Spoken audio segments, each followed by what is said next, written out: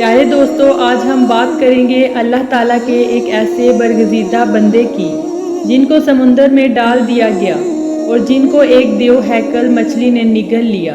آخر آپ سے ایسی کون سی خطا سرزد ہوئی تھی جس وجہ سے آپ کو کئی دنوں تک مچھلی کے پیٹ میں رہنا پڑا اور آپ کئی دنوں تک اس دیو ہیکل مچھلی کے پیٹ میں رہے، اور آخر کار آپ نے ایسی کون سی دعا پڑھی جس کی وجہ سے اللہ تبارک و تعالیٰ نے آپ کو اس آزمائش سے نکال دیا اور آپ کئی دنوں کے بعد اس مچھلی کے پیٹ سے باہر آئے۔ پیارے دوستو، آج کی اس منفرد ویڈیو میں آپ کو حضرت یونس علیہ السلام کے عجیب و غریب واقعے کے بارے میں بتائیں گے اور اس دعا کے بارے میں بھی بتائیں گے جو حضرت یونس علیہ السلام نے اللہ تعالیٰ کی بارگاہ میں مانگی، اور جس کے بعد اللہ تعالیٰ نے حضرت یونس علیہ السلام کو اس آزمائش سے بری کر دیا، اور اس دعا کو جو بھی مصیبت زدہ پڑے گا تو اللہ تبارک و تعالیٰ اپنے فضل و کرم سے اس کی تمام پریشانیوں کو دور فرما دے گا۔ پیارے دوستو، حضرت یونس علیہ السلام اللہ تعالیٰ کے ایک برگزیدہ بندے اور پیغمبر تھے۔ حضرت یونس علیہ السلام نے کئی سالوں تک اپنی قوم کو دعوت کی تبلیغ کی، لیکن وہ قوم اپنے گناہوں سے باز نہ آئی اور اسی طرح اپنے گناہوں اور اللہ کی نافرمانی میں مبتلا رہی۔ اہل نینوا کی اس مسلسل سرکشی اور مخالفت نے حضرت یونس علیہ السلام کو دل برداشتہ کر دیا، اور حضرت یونس علیہ السلام اپنی قوم سے سخت ناراض ہوئے اور اللہ تعالیٰ سے عذاب الہی کی بد دعا کر کے اس بستی سے روانہ ہو گئے۔ اور جب آپ علیہ السلام بد دعا کرنے کے بعد اس بستی سے باہر نکلے تو چلتے چلتے دریائے فرات کے کنارے پہنچ گئے۔ وہاں آپ علیہ السلام کو مسافروں کی ایک کشتی ملی جو جانے کے لیے تیار تھی، چنانچہ آپ بھی اس کشتی پر سوار ہو گئے۔ کشتی ابھی کچھ دور ہی گئی تھی کہ اللہ تعالیٰ کی طرف سے خوفناک طوفانی ہوائیں چلنے لگی اور کشتی ڈگمگانے لگی۔ طوفان کی وجہ سے کشتی ڈوبنے لگی تو اس وقت تمام ملاحوں نے اپنے اپنے عقیدے کے مطابق کہا کہ لگتا ہے اپنے آقا کا کوئی بھاگا ہوا غلام اس کشتی میں سوار ہو گیا ہے۔ طوفان کی وجہ سے کشتی ڈوبنے لگی تو اس وقت تمام ملاحوں نے اپنے اپنے عقیدے کے مطابق کہا کہ لگتا ہے اپنے آقا کا کوئی بھاگا ہوا غلام اس کشتی میں سوار ہو گیا ہے، چنانچہ جب تک اس غلام کو کشتی سے باہر نہ نکال دیا جائے تب تک اس مصیبت سے نجات حاصل نہیں ہو سکتی۔ طوفان کی وجہ سے کشتی ڈوبنے لگی تو اس وقت تمام ملاحوں نے اپنے اپنے عقیدے کے مطابق کہا کہ لگتا ہے اپنے آقا کا کوئی بھاگا ہوا غلام اس کشتی میں سوار ہو گیا ہے، چنانچہ جب تک اس غلام کو کشتی سے باہر نہ نکال دیا جائے تب تک اس مصیبت سے نجات حاصل نہیں ہو سکتی۔ چنانچہ ملاحوں کی یہ بات سن کر حضرت یونس علیہ السلام نے دل میں یہ خیال کیا کہ میں نے اللہ تعالیٰ کی وحی کا انتظار کیے بغیر اپنی قوم کے لیے بد دعا کی اور وہاں سے چلا آیا، اور شاید اللہ تعالیٰ کو میرا یہ عمل پسند نہیں آیا اور اسی وجہ سے یہ آثار نمودار ہوئے ہیں۔ چنانچہ یہ منظر دیکھ کر حضرت یونس علیہ السلام نے ان ملاحوں سے کہا کہ میں ہی وہ بھاگا ہوا غلام ہوں جو اپنے آقا سے بھاگ کر اس کشتی میں سوار ہوا ہوں۔ مجھے کشتی سے نیچے پھینک دو تاکہ یہ طوفان رک جائے۔ کشتی میں سوار تمام مسافر اور ملاح آپ کو اچھی طرح جانتے تھے، وہ آپ کو ایک نیک انسان سمجھتے تھے اور وہ تمام لوگ آپ کی شرافت سے خوب واقف تھے۔ اس کے بعد یہ طے پایا کہ قرآن اندازی کی جائے، جس کے نام قرآن نکلے گا اس کو کشتی سے پھینک دیا جائے گا۔ چنانچہ قرآن اندازی کی گئی، پہلی ہی دفعہ میں قرآن حضرت یونس علیہ السلام کے نام پر نکل آیا، لیکن اس کے باوجود تمام مسافروں اور ملاحوں نے یقین نہ کیا۔ پھر اس کے بعد دوسری اور تیسری بار بھی قرآن ڈالا گیا، مگر ہر بار حضرت یونس علیہ السلام کا نام نکلتا۔ چنانچہ مسافر اور ملاح اس بات پر مجبور ہو گئے کہ وہ حضرت یونس علیہ السلام کو کشتی سے باہر نکال دیں۔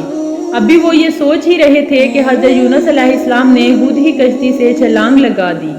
اس وقت اللہ تعالیٰ نے مچھلی کو حکم دیا کہ اس مچھلی نے آپ کو زندہ ہی نگل لیا، اور اللہ تعالیٰ کے حکم سے اس مچھلی نے حضرت یونس علیہ السلام کو صحیح سلامت اپنے پیٹ میں محفوظ رکھا۔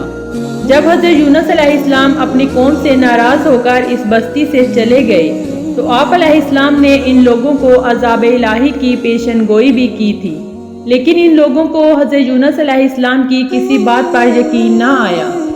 کہا کرتے تھے کہ حضرت یونس تو کہتے تھے کہ اللہ تعالیٰ کا عذاب آئے گا، لیکن اب تک تو کوئی عذاب نہ آیا، نہ جانے وہ عذاب کب آئے گا۔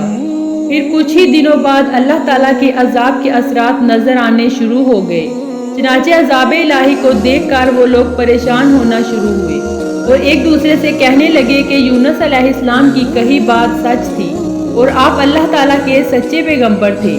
چنانچہ ان لوگوں نے اللہ تعالیٰ کے عذاب کو دیکھ کر خوب توبہ کی اور اللہ تعالیٰ کی وحدانیت پر ایمان لے آئے اور اس عذاب کے ٹل جانے کی دعائیں کرنے لگے۔ تو اس وقت اللہ تعالیٰ نے ان کی توبہ قبول کر لی اور عذاب سے محفوظ رکھا۔ ادھر حضرت یونس علیہ السلام مچھلی کے پیٹ میں زندہ تھے اور اللہ تعالیٰ کی وحی کا انتظار کیے بغیر اپنی قوم کو چھوڑانے پر نادم تھے۔ تو اس وقت حضرت یونس علیہ السلام نے اللہ تعالیٰ کی بارگاہ میں اپنی خطا کی معافی کے لیے یہ دعا پڑھی، لا الہ الا انت سبحانک انی کنت من الظالمین۔ ترجمہ: اے رب العالمین، تیرے سوا کوئی معبود نہیں، تو واحد و یکتا ہے اور میں تیری پاکی بیان کرتا ہوں، بے شک میں خود ہی ظالم ہوں۔ چنانچہ جب اللہ تعالیٰ نے حضرت یونس علیہ السلام کی یہ درد بری دعا سنی تو اس دعا کو اپنی بارگاہ میں قبول فرمایا اور حضرت یونس علیہ السلام کو اس آزمائش سے نجات دلائی اور مچھلی کو حکم دیا کہ یونس کو دریا کے کنارے صحیح سلامت ڈال دو۔ تو اس وقت اس مچھلی نے اللہ تعالیٰ کے حکم کی تعمیل کرتے ہوئے ساحل کے کنارے پر ڈال دیا اور اس طرح حضرت یونس علیہ السلام 40 دن تک مچھلی کے پیٹ میں رہے۔ جب آپ مچھلی کے پیٹ سے باہر آئے تو آپ بہت زیادہ کمزور تھے۔ تو اس وقت اللہ تعالیٰ نے آپ کے قریب ایک بیل اگائی اور آپ اس کے سائے میں آرام کرنے لگے، جس سے آپ کی طبیعت کچھ بہتر ہوئی۔ تو آپ علیہ السلام نے اس درخت کے سائے میں ایک جھونپڑی بنائی۔ چنانچہ کچھ عرصہ بعد وہ بیل سوکھنے لگی اور آپ علیہ السلام بہت پریشان اور دکھی ہوئے کیونکہ آپ اس بیل سے بہت زیادہ محبت کرنے لگے تھے۔ اللہ تعالیٰ نے حضرت یونس علیہ السلام کی طرف ایک وحی بھیجی کہ اے یونس، تمہیں اس بیل کے سوکھنے کا بہت دکھ ہوا، جو کہ ایک معمولی اور حقیر چیز ہے، اور اپنی قوم کو چھوڑتے ہوئے یہ بھی نہ سوچا کہ نینوا میں بسنے والے 1,00,000 انسانوں اور لاتعداد حیوانوں کو ہلاک کرنے میں ہمیں ناگواری نہ ہوئی۔ کیا ہم اس کے لیے ان سے مہربان نہ ہوتے جتنا تم اس بیل کے لیے ہوتے ہو؟ اور آپ وحی کا انتظار کیے بغیر ہی اپنی قوم کو چھوڑ کر چلے آئے۔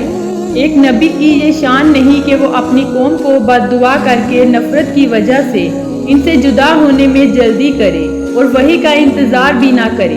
پھر اللہ تعالیٰ نے حضرت یونس علیہ السلام کو یہ حکم دیا کہ دوبارہ نینوا جائیں اور وہاں پر رہ کر لوگوں کو دین حق پہنچائیں۔ چنانچہ اس وقت تک حضرت یونس علیہ السلام اللہ تعالیٰ کے حکم کے مطابق نینوا کی طرف تشریف لے گئے۔ نینوا کے لوگوں نے حضرت یونس علیہ السلام کی آمد پر بہت خوشی کا اظہار کیا اور حضرت یونس علیہ السلام سے دین کی تبلیغ حاصل کرنے لگے۔